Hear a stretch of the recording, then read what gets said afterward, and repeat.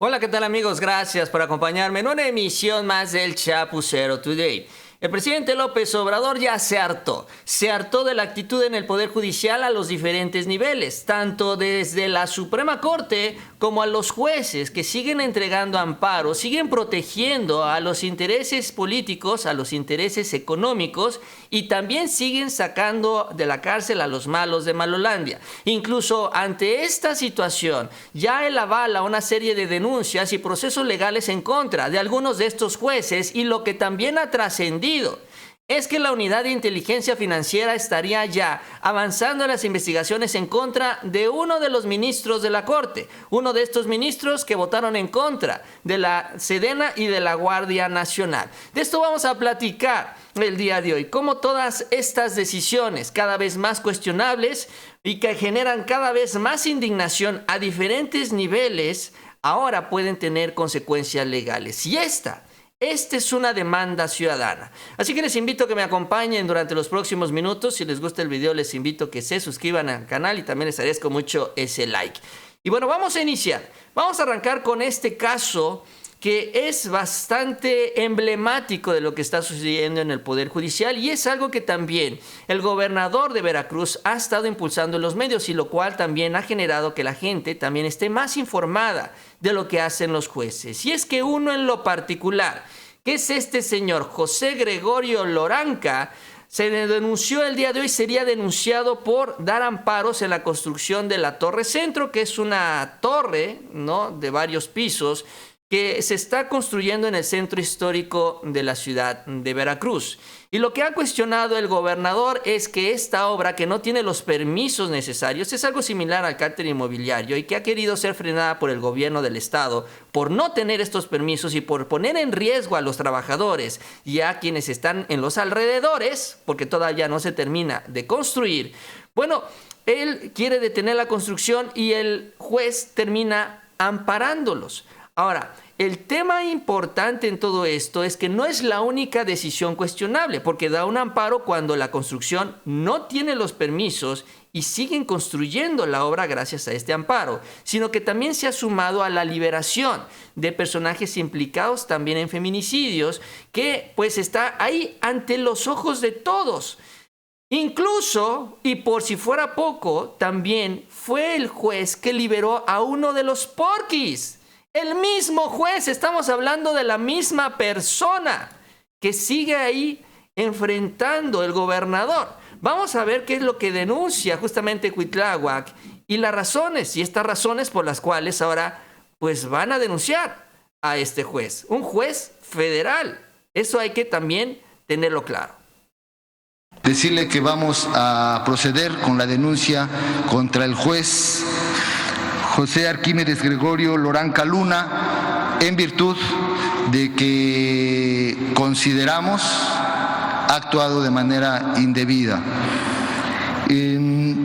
Cabe señalar que este juez, que ha otorgado la suspensión provisional y definitiva en 4 juicios contra la Torre, es el mismo juez que hace unos días ordenó la liberación de los padres de Marlon N., presunto feminicida de la joven Montserrat, y que ha sido un caso debatido mediáticamente en virtud de que los padres presuntamente actuaron en complicidad de este feminicidio en protección al hijo presunto feminicida Marlon N., y no obstante las pruebas otorgadas por la Fiscalía,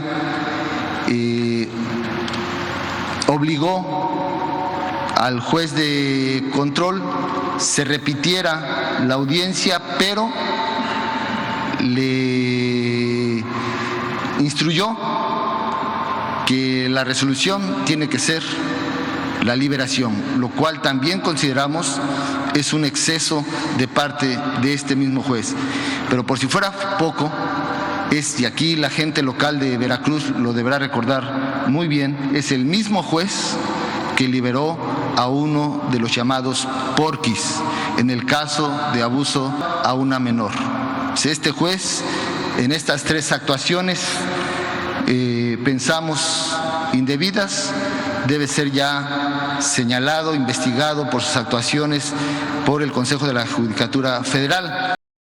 Pues toda una fichita este señor, y ahora en este tema más reciente pues está este caso de corrupción justamente de esta Torre Centro, aunque también es pues bastante indignante y generó muchas reacciones en Veracruz el asunto de Marlon Botas, quien es este joven que le quitó la vida a Montse Bendimes, y ahí están, son sus padres, los de Marlon, los que están acá al lado, que pues cuando se da esta situación porque Marlon le quita la vida a su novia, la agarra a golpes, la dejan ahí tirada en el hospital y luego los tres huyen, se escapan, se esconden, ayudan a su hijo para que se fugue de las autoridades, posteriormente los agarran a ellos por ser cómplices de todo esto y los termina liberando este juez federal, con toda la evidencia que existe también alrededor de este caso. Y ahora pues está el tema de la torre. Esto pues también apoyado por el presidente López Obrador, señalando que bueno, esta torre, que ahí es como la suavicrema de Felipe Calderón, termina siendo también un monumento a la corrupción. Incluso dijo que se moche. El presidente incluso pues se sumó a este interés de denunciarlo, solo que él hizo una precisión al gobernador de Veracruz. Yo creo que está bien lo que plantea el gobernador, lo apoyamos, pero que no se presente ante el Consejo de la Judicatura Federal porque ahí no hace nada. Que sea ante la Fiscalía Anticorrupción porque es evidente que en esto del edificio hay corrupción. ¿Cómo van a permitir que se haga una torre así sin los permisos necesarios? O sea, es exactamente lo mismo que el cártel inmobiliario y el juez federal lo termina avalando, insisto, poniendo en riesgo ahorita en la etapa de construcción, ni siquiera está terminado este edificio, que es el que se denuncia el día de hoy por el gobernador y con este apoyo también del presidente López Obrador, que insistió en esto, en las investigaciones en contra de los jueces, porque también él habló de lo que ha enfrentado a nivel federal. Esto es de Veracruz y esto es lo que ha enfrentado el propio Cuitláhuac, pero el presidente ha tenido que enfrentar la liberación de varios detenidos. Incluso él refiere que básicamente el 98%, sí, el 98% de los que han detenido en el caso del Huachicol han sido liberados por los jueces federales. Y luego acusan que es el presidente el que no está haciendo su trabajo. Miren lo que denunció también el día de hoy el presidente hablando de los jueces federales y la corrupción al interior del Poder Judicial. A permitir que se haga una torre así sin permiso. Es influyentismo, es corrupción, una intromisión alevosa a lo que es el centro histórico de Veracruz. Estamos hablando de uno de los lugares históricos más importantes de México, y atreverse por el influyentismo, por la conservación, afectar la imagen del centro histórico de Veracruz. ¿Qué les costaba rebanar unos pisos? No. Están demostrando que son muy poderosos. Ese es el problema que tiene el Poder Judicial, porque no es nada más, lamentablemente, este caso. Son varios jueces, magistrados, ministros. Ahora estamos viendo, hoy analizamos lo del castigo a los que roban combustible, a los que se dedican al huachicol. Me acuerdo que cuando iniciamos el combate al huachicol, se envió una iniciativa para que se considerara como delito grave y que el que cometía estos ilícitos no saliera bajo fianza. Pues resulta que los jueces liberan a todos. Creo que hay 1 o 2% de todos los casos sujetos a proceso por la corrupción en el Poder Judicial. O sea, estamos hablando, o el presidente está hablando prácticamente de una impunidad total. Incluso la Secretaría de la Marina, el propio Rafael Ojeda, en algún otro momento desde Palacio Nacional señaló que varias de estas personas que luego terminan siendo detenidas, en el caso de la Marina, son liberados, los vuelven a detener, los vuelven a liberar y así hasta 2, 3 y 4 veces. O sea, siguen siendo o son reincidentes y los jueces federales no hacen absolutamente nada. Y eso es a este nivel que estamos mencionando también en cuestiones de las mujeres, construcción y también esto del huachicol. Y ahora esto nos lleva a un nivel más arriba, que es esta decisión en el caso de la Suprema Corte y de la Guardia Nacional. Y con las investigaciones también alrededor de estos personajes, ya no de los jueces, sino de los ministros de la Corte. Hoy sale publicado un extracto interesante sobre esto y lo que está haciendo la Unidad de Inteligencia Financiera, porque así como hay corrupción aquí en este nivel, que es más abajo, pues en la punta de la pirámide tampoco se salvan. Y lo que dice Mario Maldonado en su texto el día de hoy es lo siguiente: a los 8 ministros de la Corte que votaron por declarar inconstitucional este traslado operativo, dice, ya les pusieron el ojo de la UIF y los ministerios públicos, según fuentes del gobierno. Uno de los ministros, que ya había sido denunciado por su sucesor, que es el expresidente Luis María Aguilar, sería uno de los investigados. Más bien, dice, se reabrieron las carpetas que se tenían hace poco más de un año cuando pues, se dio esta llegada de Saldívar y él denunció todo esto, lo dio a conocer.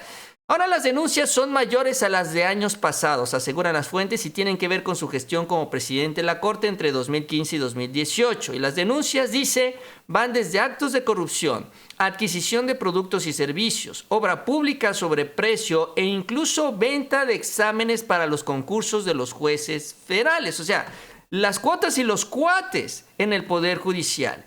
Estas apuntan también a su secretaria particular de toda la vida, María Berta Fernández García. Entonces, empiezan ya a echarle al ojo. Finalmente, al ser ellos corruptos, ¿no? Pues en estos temas, en donde también la oposición, intereses económicos, pues estaban buscando que esta decisión se echara para atrás, pues ahora pues se está investigando esto. Bueno, esto es lo que ya empieza a trascender.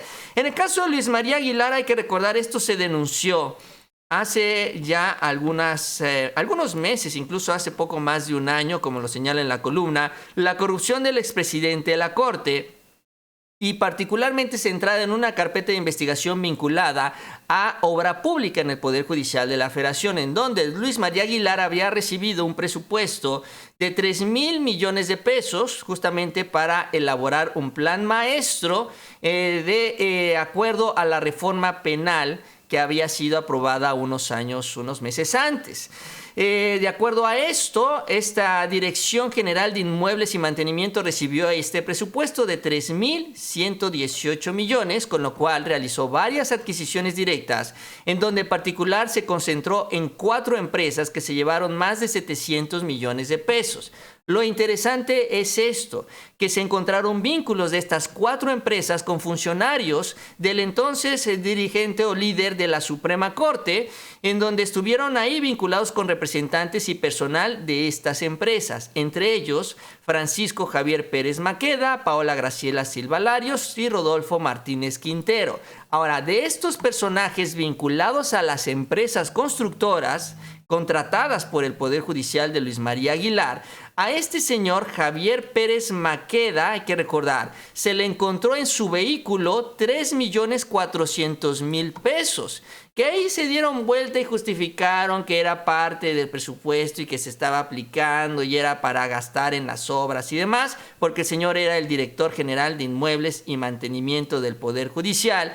Pero pues esto no terminó convenciendo a nadie. Incluso el señor, a pesar de que no terminó tras las rejas, sí fue inhabilitado por 20 años y fue obligado a pagar multas. Porque obviamente su cuate, su brother, que es el presidente de la Corte, pues lo blindó.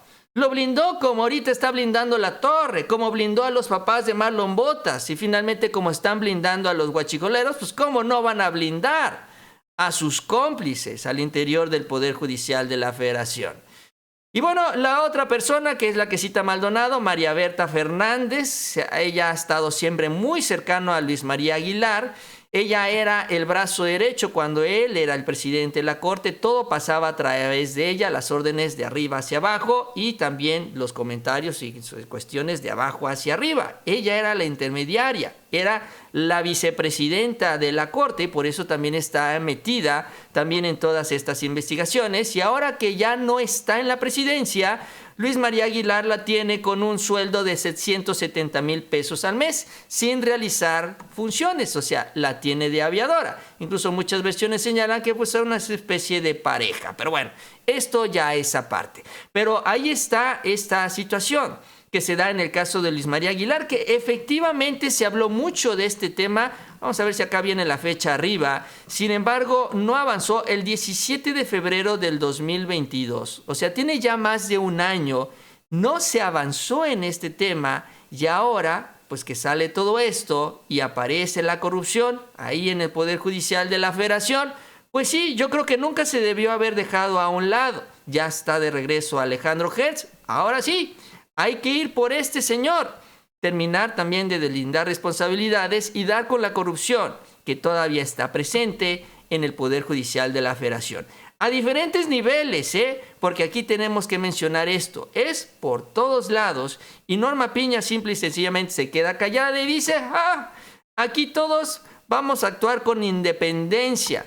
Es decir, que ella no va a mover un solo dedo para irse en contra de ningún juez. Por eso es que el presidente le dice a Cuitláhuac, pues ¿para qué lo denuncias en el Consejo de la Judicatura? Norma Piña los tiene protegidos a todos. Bien amigos, pues así las cosas. Vamos a esperar avances en las investigaciones, a ver qué dice Pablo Gómez y la UIF. Yo con esto termino, les agradezco que me hayan acompañado en esta emisión. Si les gustó el video les invito a que se suscriban al canal. También les agradezco mucho el like y les invito a que sigan pendientes de los próximos videos. Y nos vemos a la próxima con mucha más información.